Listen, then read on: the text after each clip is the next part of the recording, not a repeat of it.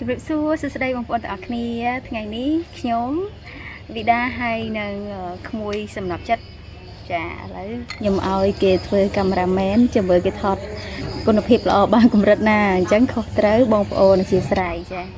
ខ្ញុំនឹងទៅកន្លែងចកាប៉ាចាកន្លែងកូនចំការតែបេះមើលថាតើមាន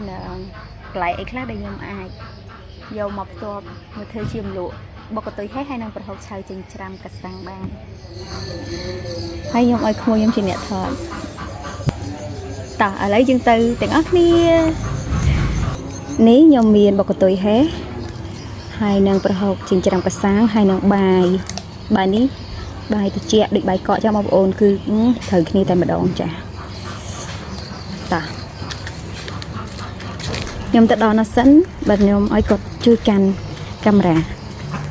ឥឡូវចូលដំបងគេគឺខ្ញុំត្រូវចូលកន្លែងម្រះសិនចាតោះឥឡូវយើងមកដល់ហើយនេះបងប្អូន3នេះគឺតែប្រភេទ BG ណាបងប្អូនជីធម្មជាតិយើងហ្នឹងឥឡូវយើងមកដល់នេះផ្លែម្រះបងប្អូននេះចានេះផ្លែម្រះនេះគេធំហ្នឹងបងប្អូនតបន្តទៀតអូនេះផ្លែម្រះបងប្អូនយកជាមួយនៅប្រហុកចាំកាសាំងម្ដងនេះ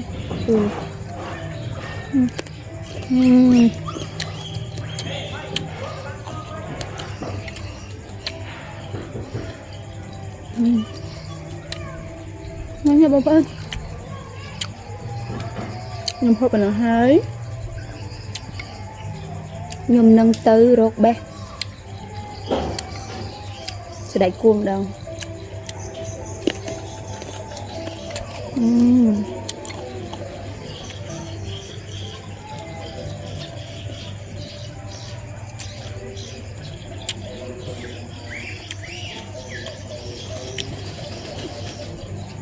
សម្រាប់បងប្អូនដែលចង់ញ៉ាំបុកកតុយប្រហុកឆៅចិញ្ច្រាំកាសាំងអាចធ្វើការឆានមកកំងបានណាចា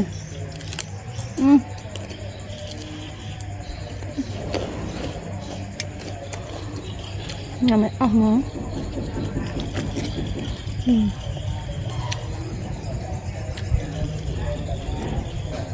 តែឥឡូវយើងត្រូវមើលស្ដេចគួរម្ដងណាឥឡូវយើងបន្តបេសកកម្មយើងទៀតវីដេអូនេះចង់និយាយថាអាចថាគេលោរករ៉ាអីបងប្អូនតែអីនេះស្ដេចគួរបងប្អូនល្អខ្លាំងចេះបងប្អូនមើលដល់មុខតែគួរ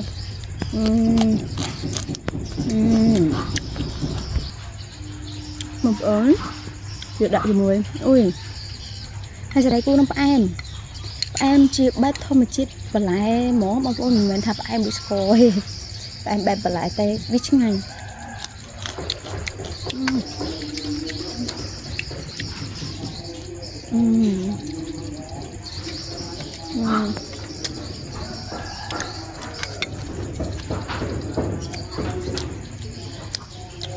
ប្រហុកចិញ្ច្រាំកាសាំង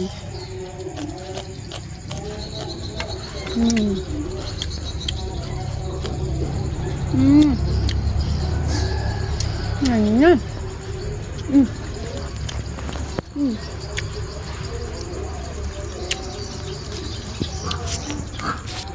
វ៉ាវល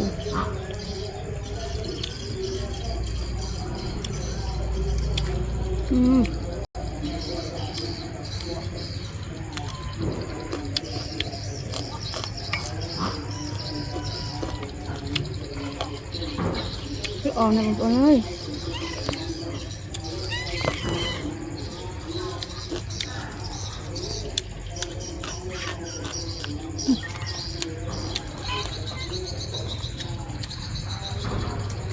ឥឡូវខ្ញុំទៅមកកន្លែងទៀតហើយណាហើយ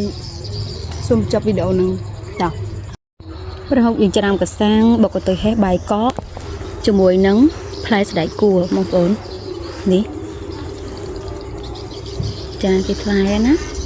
ចឹងបងប្អូនកុំភ្លេចកំងបុកទៅហេះប្រហុកឆៅចិញ្ច្រាំកសាងយើងនឹងថែមជូនបន្លែធម្មជាតិដែលយើងបានដាំខ្លួនឯងហ្នឹងទៅក្នុងឈុតនីមួយៗដែលបងប្អូនបានកំងបុកទៅហេះប្រហុកឆៅចិញ្ច្រាំកសាង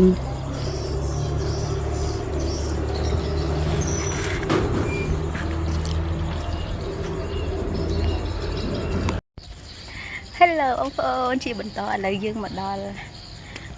ដើមម្ទេសហើយនឹងត្រប់នេះចានេះដើមម្ទេសយើងណា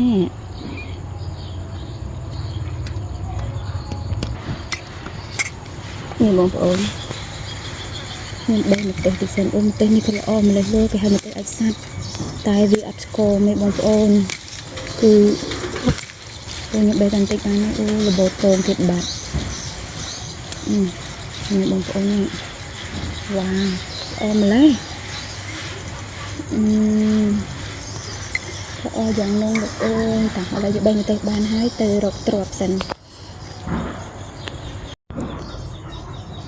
ម្ទេសខ្លួនឯងបងប្អូនប្រភេទម្ទេសអាចសាច់ប៉ុន្តែវាអត់ស្វិតគឺថាមើលទៅឆ្លោះល្អហ្មងណាបងប្អូនអរគ្នាមានបាយកកបាយអីទៀតណាបងប្អូននេះចាបានតិចដើមទៀតណាអូបងប្អូនចង់ញ៉ាំកន្ទុយហេះប្រហុកឆៅចិញ្ច្រាំកសាំងកុំភ្លេចឆាតកំងទាំងអស់គ្នាណាអរគុណបងប្អូនទាំងអស់គ្នា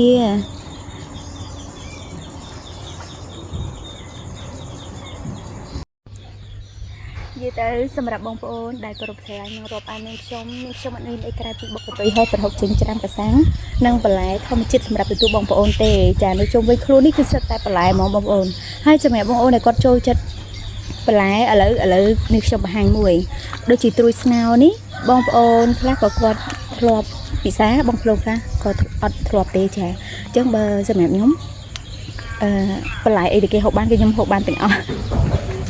អញ្ចឹងបងប្អូនដែលមកលេងនាងខ្ញុំគឺនាងខ្ញុំមានតែបន្លែធម្មជាតិក៏ដូចជាបុកកន្ទុយហេះប្រហុកឆៅចិញ្ច្រាំកសាំងទទួលទេណាតែបងប្អូនបើសិនជាអត់បានមកលេងផ្ទាល់បងប្អូនអាចធ្វើការកំងបានកំងជាមួយនឹងបុកកន្ទុយហេះប្រហុកឆៅចិញ្ច្រាំកសាំងរបស់យើងបានណានេះបងប្អូនខាងនោះស្បែកគួរហើយនឹងពពាហើយនឹងម្រះអរគុណបងប្អូនកុំភ្លេចឆាតកំងទៅអរគ្នាសុខសប្បាយជម្រាបលាបាយបាយ